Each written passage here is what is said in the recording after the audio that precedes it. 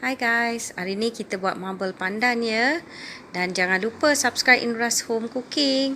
Okey, jom kita mula. Masukkan 1 cawan mentega. Butter, margarine pun boleh.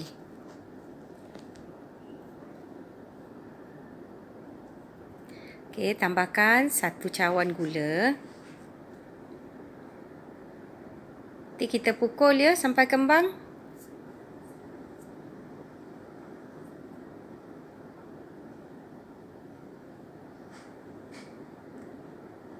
Lepas tu masukkan 3 biji telur, tapi masukkan sebiji-sebiji ya.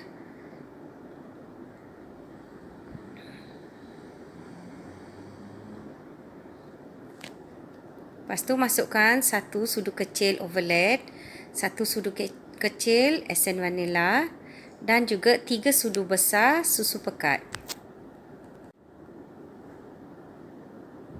Kita pukul sebati lah.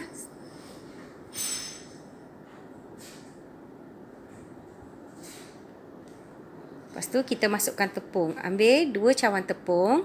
Kita ayak dengan 1 sudu kecil baking powder. Kita masukkan sedikit-sedikit lah. Lepas tu tak payah pukul ya. Just kacau saja.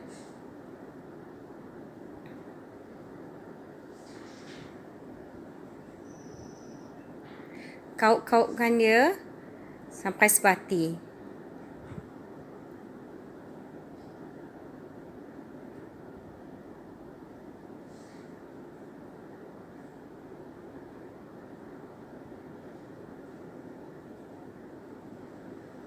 Okey, selepas kacau sebati ni, bolehlah kita asingkan. Yang sedikit tu kita masukkan paste pandan dan pewarna hijau.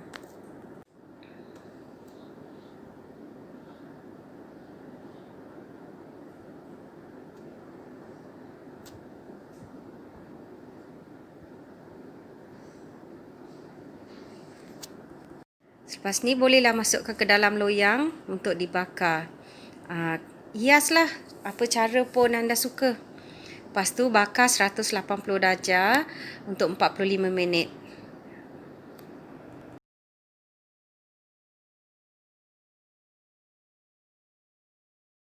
Sorry lah, loyang nampak lain. Kita tukar loyang kecil pula. Okey lah, dah siap ni. Jangan lupa tahu cuba resepi saya ni. Okey, bye.